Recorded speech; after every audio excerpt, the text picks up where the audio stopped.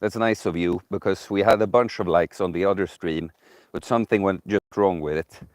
And now, I don't know. What does this stream look for you now? Right, yeah, it looks a little bit choppy for me. I don't know if it's just my phone. Tell me in the chat. Now I've lost all my momentum here. Technical difficulties, guys. Wow. I guess I should be grateful for the difficult. Wouldn't be any fun if it all just worked all the time, right? That wouldn't be enjoyable if we just could have streams where everything works the way it should, right? The little crash of the stream put some spice on it. But I guess, okay, I used to have the intro music. Now, I mean, I can very well play it again. Yeah. Shit, now I lost everything, guys. But yeah, I was saying I'm probably feeling about this stream today like many people feel about whatever they skip out on, you know. May that be the workout they're supposed to do, having the good, nice, clean meal, and not binging on the junk, not watching another episode of whatever series you watch way too much, and that. Yeah, and then they do the thing. I feel that way, only I do my thing, like the thing I should do instead. But I very much feel like not doing this today, because I've been up since so early. I went up at like 2:30 today. I fell asleep before 8, you know, so I've slept quite a bit, but I've still been alive, I almost said, but awake for, you know, what is it even? I guess, yeah, but almost 16 hours. So, you know, that's like kind of how long you're supposed to be awake on a day. But so we'll see about this stream, guys. If it's a slow one, I am allowing myself to end it a little bit early, because I have a friend who right before wanted to see me. He lives close, and I said, if you had asked me earlier, maybe. And now I have the stream. So, you know, if there's no action in the chat when I've gone through, I have some questions here written down that I can go through. It's very difficult, guys, by the way, to get people to even ask questions. It's funny, you have thousands of people following you, still you have to just beg for people to ask questions for this. But okay, guys, let me tell you a little bit about my day. So I went up at 2:30, and I had a cold shower like I always do, respond to some clients and shit like that, even and friends in the morning. And then I realized, I was studying a little bit of Greek, and I realized that I actually have, well, it's here actually, I have a card to a gym that opens at 5, or like there's no one working there, but you can get in at 5. So I went there, had a long ass leg session. Yeah, went back, did some more computer shit, booked some travel. I have a really cool weekend coming up next weekend. There won't be any stream next weekend, because I'm going to visit Opti Holm, my kind of mentor, like see him as Theo 2.0, like a guy that's just like me, just better at everything. I'm gonna hang out with him for that weekend, and I'm gonna make a cool like vlog style video of that, an Opti weekend. Yeah, so I booked that, I did shit like that. I was out doing some more mobility for the legs well, it was kind of nice weather today. And then I guess I've just been talking to people, and not much more today. Hung out a little bit with my mom and the cat. But okay, I guess it's quite dead. I saw you were some people watching for a bit, but no one's saying anything in the chat yet. So I'm gonna get to the questions that I got before the stream. So let's see, what did we have? Yeah, how much protein is needed? And the question is, how much protein is needed to build muscle, you know? And he asked, like, how many grams per kilo body weight? And then he also asked, it's the 40 grams per meal maximum, or else it doesn't get absorbed. Is that true, or is it a myth? So let's start with how much protein is needed. To be honest, because this guy, the same guy, he often sends me like, yeah, 200 grams of protein today, 250 grams of protein today, and I'm kind of like, to me, it's like kind of like reporting that I've been drinking water today, I've been breathing air today, because it's not to put the guy down, it's just that protein is like the easiest when it comes to building a muscle. It's just like almost no one that doesn't have like a horrendous diet, or maybe if they're like vegan or something, like almost no one has to worry about not eating enough protein to build muscle. it's you don't need, like, it's important with protein, like important in the sense that if you don't eat protein at all, you won't build muscle. But you know, like if you're eating meat and you eat some protein with each meal you have, like most likely you're not going to have any problems with too low protein. In fact, hard gainers, like guys that have a hard time putting on weight, even when they try to bulk and eat a lot, it's actually recommended for them to eat less protein, because protein is the most satiating macronutrient, and also the one that it takes the most energy to digest. So you understand, someone who's a hard gainer, they could eat less protein so they just can eat more calories overall, and therefore build muscle easier, right? So like a good goal to optimize things is like 2 grams per kilo of ideal body weight. It's not that if you're super fat you need more protein. That's why, you know, if you weigh 200 kilos, that kind of, you know, 2 grams per kilo doesn't really work, because you'd be eating, well, a lot more protein that you need. Then the other thing is, it doesn't matter if you're not a hard gainer and you eat more protein than these 2 grams per kilo body weight. That's not going to matter, you know. Like no, if anything, high protein is a good strategy to get stay like satiated and happy. So, you know, there's nothing wrong with it for most people. It's just that we talk about how much you need to build muscle. It's like, don't even think about it. Like, eat 20 to 40 grams at least of protein per meal you have, you're gonna be fine. And so the other question about is it true that if you eat more than 40 grams of protein at a time, it won't get absorbed? These weird myths that start.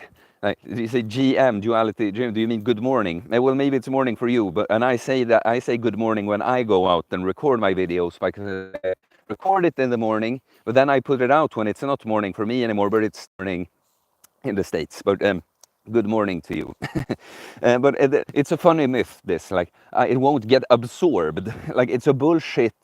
Like, what do you, okay, so if you eat more than 40 grams of protein, what do you think happens with the rest? It just passes through you, or it just, you know, disappears through your skin out in the air? Of course you absorb it.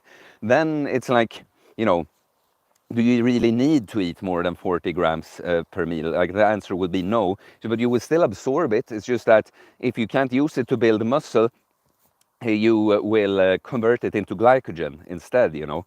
And so more importantly than anything is just the total amount of protein. As long as you get your, like, for, you know, for most males, like 120 to 160 grams of protein, you know, as long as you get that in total, even if you ate it with 1 or 2 meals, that would be the most important thing. But if you eat like 3 to 4 times per day, 20 to 40 grams of protein should be enough for most people. Then, of course, then if you, like me, have a high, you know, lots of animal-based products, you know, meat and eggs and that in your diet, you're probably going to eat more. Like, I probably eat more than 300 grams of protein on many days, but it's not because I think I need that or want that even. That's just what happens when you eat a lot of meat and eggs and this, so. Yeah, that was that. Let's see, there was something in the chat. Duality Gym. It's a good morning when you wake at 5 p.m. When you wake at 5 p.m. Good luck with the day. What do you mean by that? I don't know what you mean by that. It's not a good morning if you wake at 5 p.m. That sounds horrendous. That sounds terrible. Reminds me of my old lifestyle. You know, when I played poker, when that was my life, this was just a bunch of people here doing something in my spot that I was going to go to. But yeah, my old lifestyle, when I played online poker a lot, and when the times I had to try to kind of turn the clock back for some kind of event, I've slept like a full night's sleep at every time of the day. And the most terrible thing was at the times, you know, when I tried to be up, but then at like 3 in the middle of the day, I give up. And then I wake up at 11 in the evening, fully rested. And it's like, what the fuck am I going to do now? You know, there's nothing you can do. Okay, what was the next question? Oh yeah, this is a kind of an interesting one. Can you increase muscle size or height with stretching? So what I would say is, well, let's not call it stretching even, let's say mobility work. So the answer is yes, or like this. we start with height because that can be sorted out quicker. You can actually, like, it depends. The worse mobility and posture you have right now, the more you could increase your height with stretching and mobility work. But you understand, it's not that you add like flesh to yourself or bones or anything so you're longer. It's just that if your spine is all like compressed, and you know, yeah, everything is like this, of course you're gonna be sure that your total height is gonna be short. Just if I do this now, my hand is shorter than if I do that, right? So it's not quite as drastic that I show with a hand, but you know, I seem to have added 1 centimeter to my height since I started training, because I was always 176 centimeters. I still say that because it says in my passport, but when other people have measured me, they get 177. And I can only think of, like, yeah, maybe I've just straightened out my posture just a little bit, so I'm a bit taller. Yeah, please like the stream, guys. I see you're a few here. You have to ask questions, but otherwise I'll end the stream early today. Because someone wants to meet me, and if you don't want to meet with me, not talk to me, then I'll just leave you. Yeah. So about the muscle and the stretching, like let's say mobility work again. This is my theory that I speculate. Like the one thing I know, that mobility work can help you get more muscle indirectly, at least, because if you have weaknesses, you know, something that hinders you from moving in the way you should on a bench press or a squat or whatever, and you address that through mobility work. So you're now, you have, what do you say? Like you have gotten rid of some leaks in the ship, right? So the ship can go faster and stronger forward. So but the mobility work can definitely indirectly help you build muscle by, you eliminate weaknesses so that you can move more weight, so that you build more muscle, right? But I speculate even that if you make the muscle longer, which is what you do with mobility work, right? Then maybe your whole potential for gaining mass is bigger. If you make the muscle longer, if it can grow as much on the side, so to say, as it could before when it's longer, then you can add more muscle, right? So either way, I think that for someone who isn't like a dumb, superficial bodybuilder that just cares about aesthetics, because that's stupid, I put a lot of emphasis on the aesthetics, because it's very rewarding and it's so obvious. A body looks good because it is good, but then you can train. An athletic, healthy body will look good, but a body that looks good isn't always athletic and healthy. But so that's what I've noticed in my power building sort of style. It's like aesthetics and strength, but with mobility. Like if you've seen the way I squat recently, I build huge legs from it, but I also have great hip mobility. I can go so far down in the squat now, guys. It doesn't really show here, but Passacaglia, you said, I'm talking about your questions. You're really the only one that brought the questions. Like I said, thousands of people that follow you, and still you have to beg to get one person to even ask some questions. Duality Gym said programmer lifestyle, more or less. Well, that's a shit lifestyle. Change that. The quicker you can change that, the better. Like just because you program, you don't have to sleep till 5 p.m. That's stupid. And if you do, like change 1337, change employer or something. You shouldn't have to do that just because you program. Don't throw your life away just because of that. Because changing your circadian clock completely, that will both give you worse quality of life and less quantity. Shift workers live many years shorter and they enjoy lower life quality. So my recommendation for anyone who has a job like that is change it. Change a job entirely or change something about it. Big Jane James says, hey Theo bro, do you HIIT training while fasting? Absolutely not. Just go and watch my videos about training and fasting. It sounds like the dumbest thing you could do. If you want to stress your body totally, break it down when it's in a state when you're not getting any building blocks from the outside, then yes, HIIT training would be a great idea. But no, I don't know how many times I've said it on this channel, and it's nothing, no critique against you, Big Game James, but low to moderate intensity cardio with as little impact on the joints as possible. So preferably just walking, swimming, cycling, stuff like this. The more of this, the better, basically, on the fast. because it's not going to be so much of a stress on your body, and it's going to burn fat a lot. But HIIT training, that's just stupid. It's just way too much. It's the same like with the guys that want to go do super heavy lifting, train as if, train like they always do, you know, and it's like, why? What's the point? What are you trying to achieve with it? Like, are you trying, because if someone tells me, I of course know that this is not, but for it to be the right thing to train very hard, oh, that's some old brakes on that bike. But if you train extremely hard, may that be HIIT training or weights on the fast, the only time when that's right to do is if you want to break your body down, you want to lose muscle, you want to get injured, you want to get stressed. That's when you should train super hard, when fasted. Or of course, if you're just surviving now, you're fasting because it's not a choice. You just have to use your body a lot and not getting any food. But there's like no point, absolutely, of doing any hard training while you fast. And Patricia, what up? My new, I don't know what I'm gonna call you, but someone that's newly showed herself on the channel and that I talked to a bit, and I think is pretty cool. She says, true, HIIT is simply too much, especially on a prolonged fast. Yeah, nothing wrong with HIIT if you do it in the right way when you're not fasting, but it's still something you if you do true HIIT, if it's actually HIIT, then you can't do it more than like twice per week, because it demands so much recovery and it's such a stress on your body, like actual sprinting, like at your top speed, you know. That's not something you can do more often than twice per week.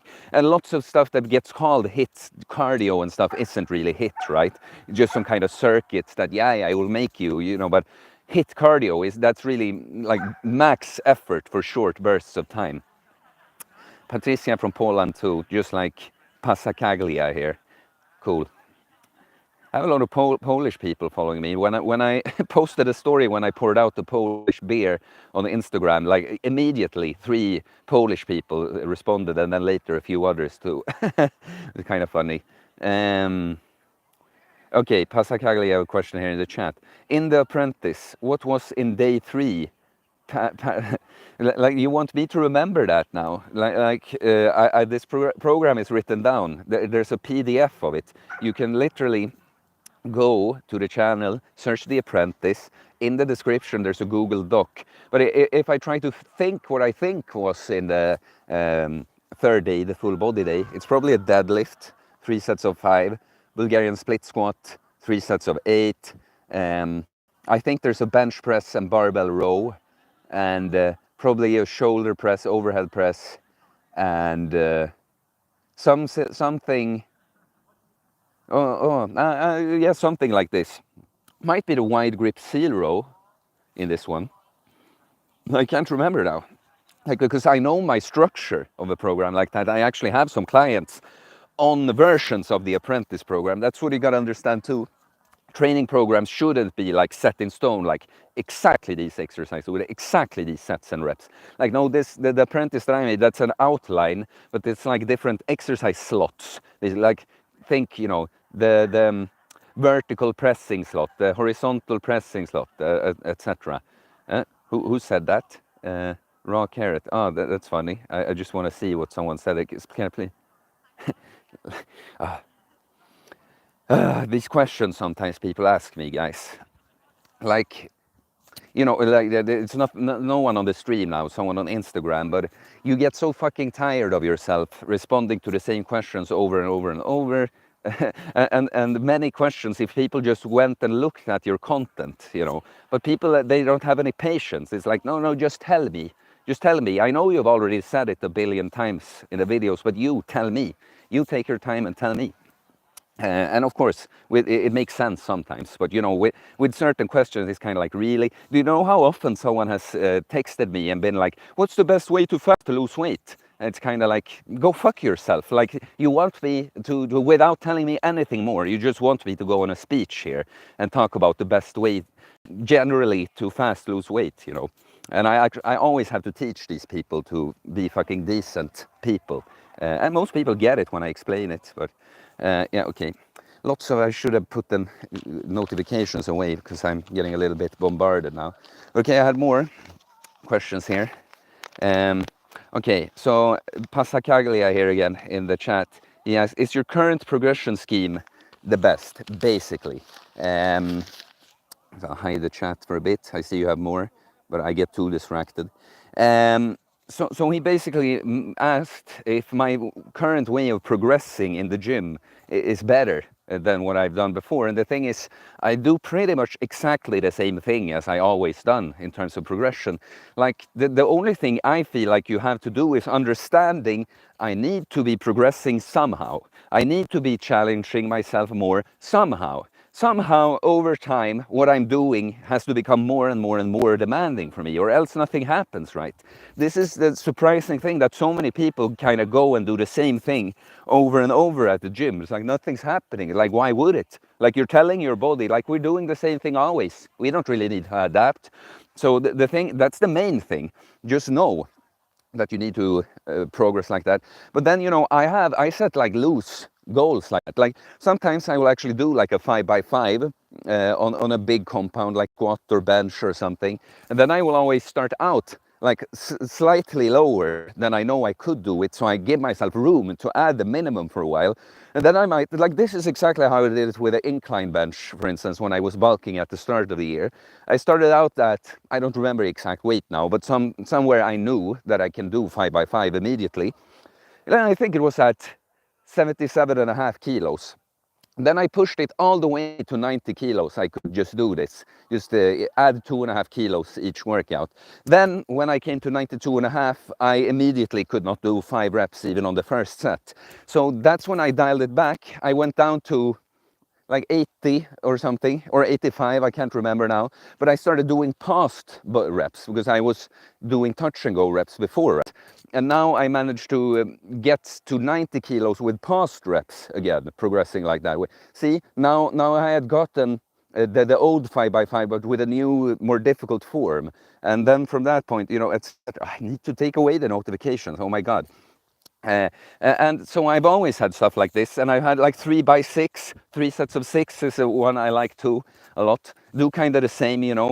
And then I have for like mid-tier exercises, I often have something like 8 to 12 reps, where I will try to increase the weight. I mean the reps. And when I can do like almost all the sets at the top rep range, like 11, 12 reps per set, I'm gonna up the weight, or, you know, go to the next pair of dumbbells or whatever it is. But the thing is, guys, as long as you have this awareness, like to be honest, my structure of my workouts and the way I progress have become less and less specific the more advanced I have gotten, because I get to know my body more. Like sometimes, you know, the more advanced you get, of course, you can't just add weight to the bar every time. Like then we would all be like bench pressing 1,000 kilos.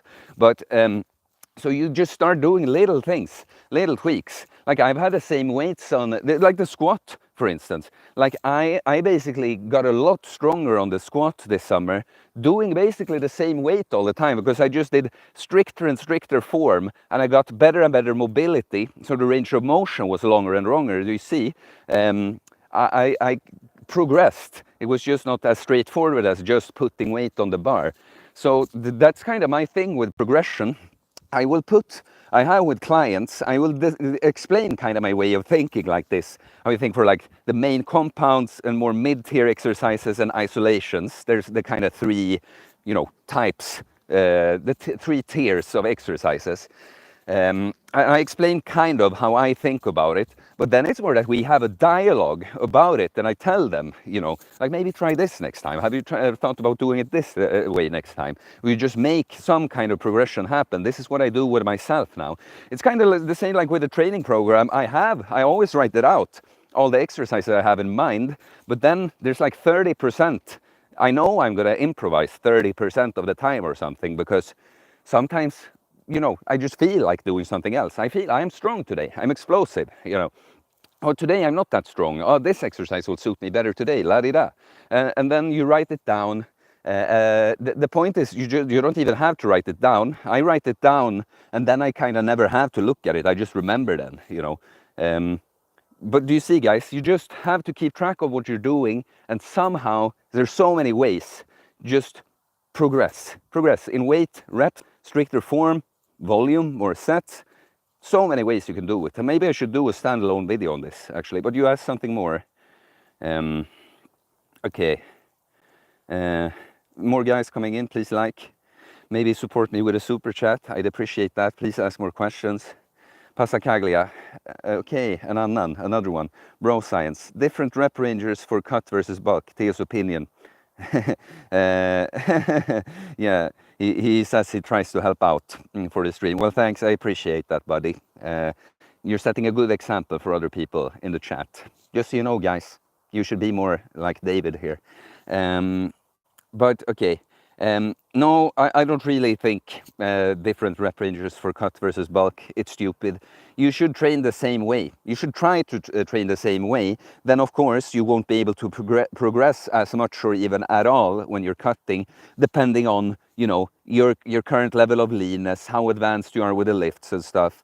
But, you know, you shouldn't try to do anything different, really. Like, the only thing I'd say, what I like to do when cutting is throw something in there that you're not used to, like overall or just right now, something you haven't done in a while, because you can kind of fool the body in that sense. You know, you can maybe actually manage to make some newbie gains with this thing that you're not as used to as you cut. So that's the only thing I like when cutting, like throw something in the mix that you haven't done at all ever or haven't done in a long time, because just the potential, you know, if you've been benching just flat bench pressing during your bulk, and then all of a sudden you cut and try to do the same, like it's just going to be worse, of course. And that would be fine if you're fine with that, but maybe it's time to throw in another variation of the bench press, do it a different way, you know, for instance. So, but with the rep ranges, you know, like what a lot of people think is that, oh, when you cut, you should have higher reps because you know, burn more energy, but it's so negligible, the difference, you know, it's not going to matter. Like your overall movement, just how many steps you take in that and how much you eat is going to matter so much more for your cut than if you did, you know, 8 or 12 reps on your sets, right? So George Guzman says, stretching the muscle fascia. I don't know, you're just saying that. Well, okay, cool. Yeah, that's a thing, or what? Nothing more in the chat there. Well, we get to the other questions. What do we have? Is there just one more or two more I have here? It's just the one more. Yeah, but about the progression, guys, I should probably make a video about that. But it's kind of like many of these things I have understood from the beginning, you know, like I just kind of understood something I did not know when I started. I didn't know exactly like how hard should I train and how much volume, you know, because I just didn't have the experience with it. I didn't know like exactly how many exercises and sets, you know, in a workout. That's something I kind of had to experiment to find out. Same with the intensity. I kind of, it's funny that why I train so hard, tend to train very close to failure or beyond failure a lot of the time. To be honest, it started as a lazy thing. And that might not make sense, but it's like, I think it's difficult to train either way, so I might as well always do as much as I can on a set, because I don't fucking want to waste time. What if I do something that feels tough, but wasn't enough to trigger progress and muscle growth, right? So better just take it all in. And so when I started going to the gym, it was ridiculous. I did way too many drop sets and stuff, like way too many.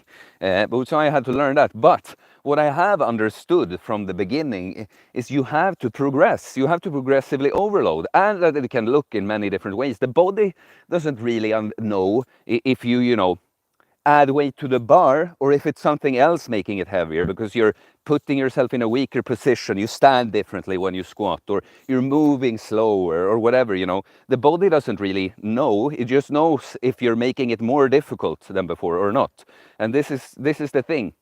I don't understand how it's not obvious to a lot of people that like how would that work, you know? If you're just bench pressing the same weight for a year, why would you build muscle? Why would you get stronger?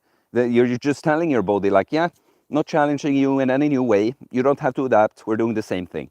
So yeah, a little extra rant on the progression. I should probably make a dedicated video where I actually go into some more details on it, but also this kind of philosophy on it. So the last question was, what is Cole's keto thing, this most recent thing? And well, to be honest, it's not that I've been following closely. It was specifically, I saw that he did this again with the keto for weight loss, you know, for a lot of people. The keto snack diet, it was at first. But then I saw that he said it's the best natural bodybuilding diet. And this is what kind of triggered me. Like, not literally, I don't get mad about it, but it's like, what? This can't be it. And the thing is, I don't know if he's just clickbaiting it or something, but his aim was kind of that, you know, his point, what he really thought was best, what it sounded like when he was talking, was that you stay shredded, and who cares, you know, because that's not bodybuilding. Building, how do you build your body bigger, you know, not how do you best stay shredded while trying to put on muscle, you know. Like, yeah, if you want to do that, that's fine, but don't claim it's the best natural bodybuilding diet. But so his keto thing has been, he calls it low protein, but the thing is, if you're bulking and have a high calorie maintenance, it's still not low really, because protein, you can't really think about it in terms of percentages like that, because yeah, it's not that way. Your body determines if you have enough protein or not, like how many percent of what we ate, you know. And when you eat like 4,000 calories or something, you know, low protein 15% or something is still like 150 grams of protein or something. So, but yeah, I don't know, like what I'll say, I mean, I'm fucking staying shredded, I'm trying to put on, but I'm eating carbs, I'm eating a lot of fat too. I'm actually finally starting to gain weight. I seem to be weighing more, over 84 kilos every morning now. I am getting stronger, but you know, I'm eating carbs, and I don't think if I pull the carbs out, I would not be gaining weight, and I could not make up with even more fat. I'm already eating hundreds of grams of fat. Let's see here. Maybe George was thinking of you mentioning earlier, do exercise that has a lot of ROM and stretch it, better gains. And then George responds, yes, I was referring to that. Hi from New Jersey, USA. Yeah. I mean, yeah, you didn't really ask anything. You just said something. But yeah. That's the thing. It's a beautiful thing, guys, when you learn to optimize. You know, sometimes it's kind of like, say a thing like cutting and bulking and kind of recomping, right? You can, in certain situations, burn fat and build muscle, but you're then going to lose fat, you know, slower than you could have, and you're gonna build muscle slower. So it's like a choice, you know. Are you fine with not focusing more on one and doing both, but at a slower pace? But sometimes there is a way to do both your goals better. And one thing with this is mobility and hypertrophy intersect in a beautiful way on that. The exercises that generally are most effective for building muscle are the ones that have a good stretch on whatever muscle you're working. And this is, of course, what you want for mobility too. So I do this a lot with clients, especially older people. That's also a mindset thing. I remember when I started training people, I was thinking like, oh, it's going to be difficult to train older people because they can't do, you know, what a young person can. But the thing is, you can much easier challenge someone like that. Like, for instance, if someone can do like 8 push-ups, it's like a great compound exercise for them, while someone who can do like 50 plus push-ups, it's kind of useless for them in terms of building muscle and getting stronger, right? So yeah, and so something I do a lot, for instance, is push-up when you can have some kind of handles, you know, because the push-up is a great exercise. The problem is just that the floor is in the way, so you don't get a full range of motion, you don't get the full stretch on the chest and shoulder here. So if you can have some handles, so you can go to full range of motion, you're gonna get an amazing stretch here. And so you get a longer range of motion, you get this stretch, which is gonna both give you better hypertrophy results, building more muscle, and you're gonna get more shoulder mobility. So there is this beautiful thing when you can, instead of doing one mobility exercise and one strength exercise, you can do one exercise when you do both. You work towards both goals super efficiently. This is the thing. The better you get at all this, the more you can opti and train towards many goals at the same time, and you're not even sacrificing anything doing it right. Deep muscle massage to possibly stretch muscle fascia and help with growth. Like when you're writing statements like that, is it like a statement that you want me to say true or false? Or because I don't know, like deep muscle massage to possibly stretch muscle fascia and help with growth. could help. Like I'm when I start thinking about that, I'm thinking more just about if there's somewhere, if you've hit the wall kind of with your mobility, like because sometimes you do with like my hamstrings right now, for instance, I feel like it's going to be very difficult to get it, to increase it. Maybe something that, massaging, have a trigger ball the shit out of my hamstrings before I do mobility. Maybe I could unlock another level. That's mostly what I think. But then, of course, it would still lead to the same thing that I said before about mobility, that if your mobility is better, that the muscle is longer, your potential for hypertrophy could be better. So the answer would be yes to your thing there. Hi, Sigma Edit. What's up? Let's see let's see here. Was it something I missed? No. Okay. Big Game James again. Theo, do you think doing push-ups with different hand placements is good muscle building exercises? So I guess I just talked a bit about push-ups. Like the main problem with push-ups is if they become too easy. Like when you can do more than 20 really, but if we're going to be generous, if you can do more than 30 push-ups of a variation, it's not going to do much for you in terms of building muscle. But push-ups, like I just got one of these weighted vests because I think push-ups are amazing. It's just that for me, I could crank out like, 30 push-ups. Like I had to do 20 on a stream here with nothing, right? I've just gotten a weighted vest, one that you can put weight here and here.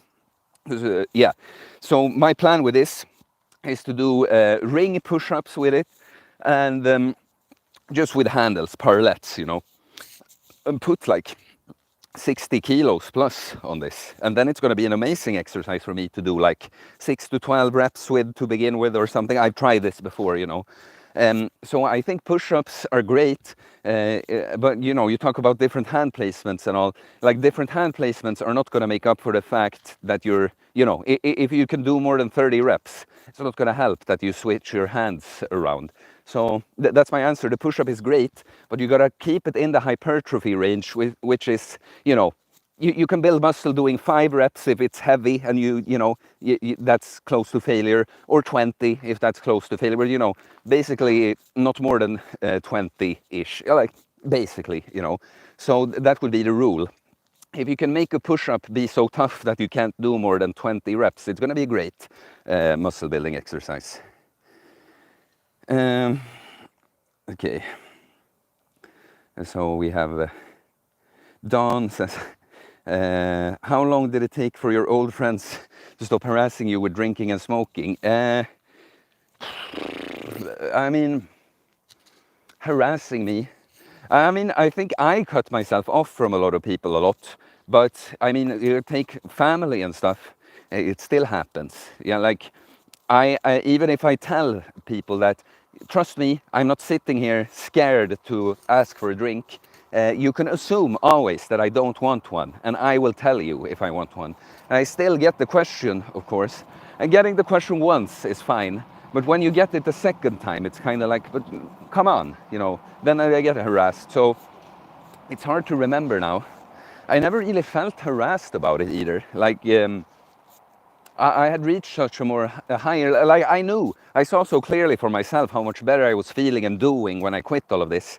So I couldn't really be pushed into shit, and it still happens with some people. Some people just don't get it. They can't relate to your way of being, right? So they think that, but he must just be saying that though. Like deep down he really wants to drink. He's just afraid of losing the abs or, or whatever they think, But yeah, now I've cut people off that don't respect my boundaries, most people, and other people I've just taught where my boundaries are. And then some family stuff, sometimes you get a little bit harassed, but basically I've taught my family too. I'm pretty much happy most of the time now with all the family stuff. So yeah.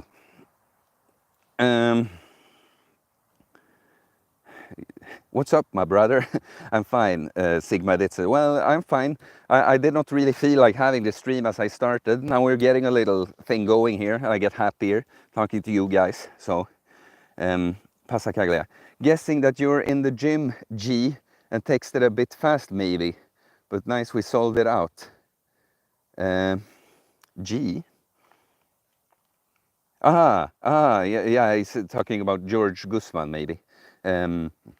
Nice, we sounded out. PS have siblings in. Okay, but it's, whatever, that's not to me.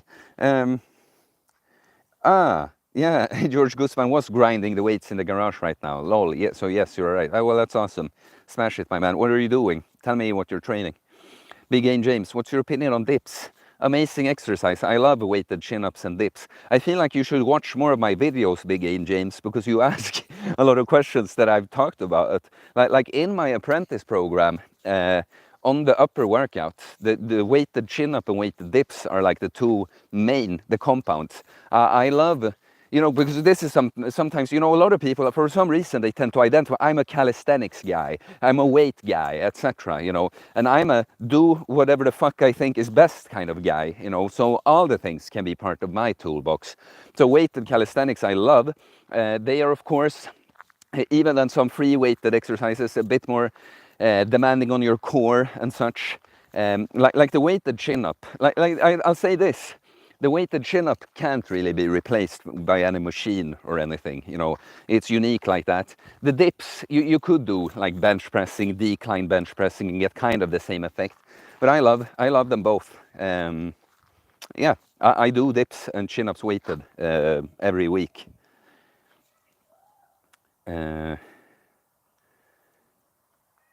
George Guzman, hitting all points, great subject matter. Well, I'm happy, I'm not seen. Alex Bones, I have planted my seed in my 1000th woman last night. And why are you telling me this? Like, do you want me to say I'm sorry for you? Or like, how do you feel? When are you killing yourself? Or like, because that sounds like something just a miserable, like piece of shit beta person would do. Just being honest with you, bro. Like, this is not something to brag about on this channel. Like, yeah, we despise that kind of behavior. But I understand, you know, if you're a broken person, you haven't gotten over this addiction of yours yet, you know. But this is something I have to coach a lot of guys on, the addiction to the woman, you know. It's such a waste of time and your soul. But yeah.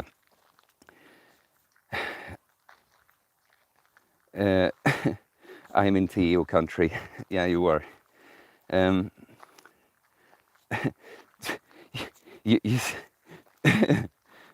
You're not supposed to congratulate this guy, David Passacaglia. This is the opposite of what's good to do. The opposite of congratulating him is what you should do. Patricia, it's kind of the same with my friends and junk food. They are always like, oh really, you don't want that? And I'm like, nope. Once I had to tell them to fuck off. Unpleasant conversation, but it was necessary. Yeah, that's the thing. You have to, that's always the thing, you know, when you're the person trying to work on yourself and do the better thing, a lot of people kind of force you to be nasty to them in the end. And I guess you're not nasty then when you're just standing up for you. I feel I have a lot of people like that. They want to push their bullshit on you and you're first like, I'm good, thank you. No, I'm good, but you go do your thing over there. And then you have to kind of bring down the hammer on the listen, you little piece of shit. Kind of that thing, you know. It's also kind of like guys in my life, guys that you know, want to play that we're friends, but we're not, and they just want to meet me so they can use me and ask me a bunch of questions and get help with their life, with everything, you know, training, girls, whatever it is, you know. And I kind of have to tell them, like, look, bro, this is not an equal situation. You're coming to me always to get something from me. What do I get, you know? I am a nice guy and I enjoy talking to you every now and then. But if you want to be coming to me like this, I need the money from you and you're the client now. And you know, they try to play. Oh, I thought we were friends. Like, go fuck yourself, bro. Like, stop pretending like I'm the bad guy when you're using me for this. You know, it's always with all the people. I can't understand it sometimes, that people can act so selfishly while accusing you of being selfish. It's just incredible. No, we don't want those people, guys. We want our tribe, where we all look out each other. Patricia says, it's important to set boundaries, in my opinion. Yeah, and those are things parents should teach the kids, right? But often we have to learn. I did not learn this properly, to set boundaries. I felt like I always had to be there for everyone that were never there for me, right? And I had to learn my own. Passacaglia, dips equals the squat of the upper body. And well, some people say that. It can be. Like I would say, like when we're talking about building muscle and that, it's not like you have to dip, but you can from the dips. What you can get that I do giga deep dips. You can get a very nice stretch on the shoulder and strengthen your shoulders a lot like that. Ah, someone sent a super chat. Phil D, hey, Alex Bose is a despicable human being. When are you going to take responsibility for your sad state? And Alex Bones immediately says, lol, I'm just trolling. Yeah, I mean, I recognize you from before.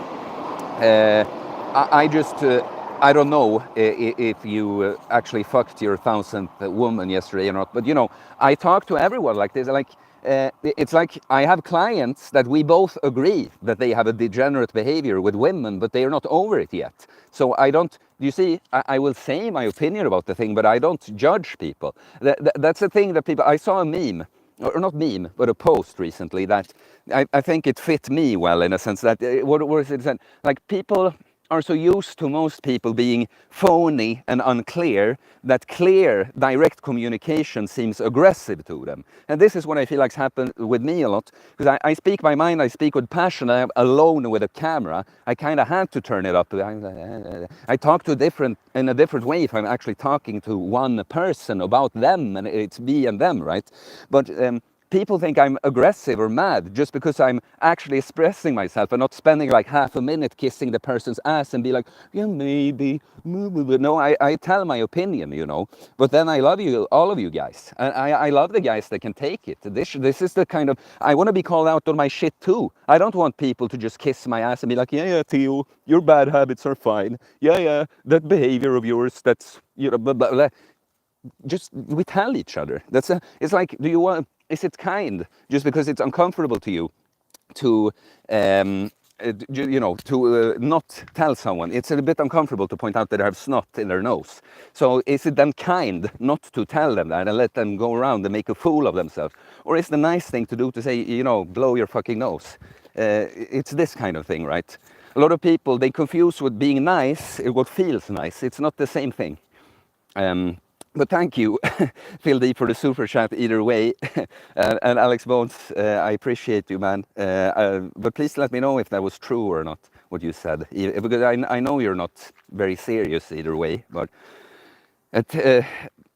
Pasacaglia says that I should take his comment with a hint of irony. Yeah, and he gotta go. Ha det bra, kingen, vi hörs. God afton i denna sal. And Alex Bones said there, I couldn't have done it without your apprentice program. That's funny. My training program too. You hit the weights and then you just were able to fuck all these girls. It's kind of funny. And Pasacaglia said before, read a study today that dips had the strongest chest and front delt activation, much due to the stretch. Yeah. Exactly, but most people don't go that deep on it though. Most people just go to parallel on the dips. And you shouldn't go below parallel if it hurts to you. But yeah, someone sent a big super chat here. Oh. Well, thanks. Yeah, Phil D. Sorry I've gone dark. I said I would, but maybe my support has earned a call with you. Sure, man, we can have a call. Just email me again and we'll set it up. So Phil and me have already talked about maybe working some together, and he pre-announced that he might go dark, but here he is again. And I've seen you in the stories, man, on Instagram. Did I even DM you? I was thinking about doing it, like, hey bro, what's up? But yeah, man, I appreciate the support here, absolutely. And if you just email me, we'll set up a call for sure. Did we have anything else? I don't think so. I'll just stick around for a little bit, but otherwise, the streams started a little late. Always, I have one client that always texts me during the stream with questions to me that would be great if you just came to the stream and asked, so I could tell you all about it. So funny. I even told him that I have a stream today, but no, let's just text Theo in his WhatsApp that he is not available to him during the stream, and so that the questions can't be shared with other people. Chris, if you're gonna watch this, I know you watch all my videos, Chris. Why did you do this?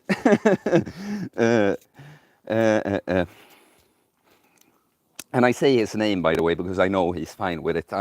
You know, that's my thing with the clients. I love it when I can share people, but I also, that's not the condition I have. I will respect people's privacy. There's not the Cole style, or me style for that matter. Not everyone wants to put themselves completely out there. Even though I would encourage most people, because something I can tell from putting myself so much out there is how fucking scared most people are of it, you know. You know that the biggest fear for most people is to be left alone, be rejected for who they are and left alone. So another fear that becomes, you know, second to that is they get afraid of fully expressing themselves and actually showing themselves to the world, because they think there's something inherently wrong with them, that if other people saw it, they would reject them and leave them, you know. Because I've had this fear myself.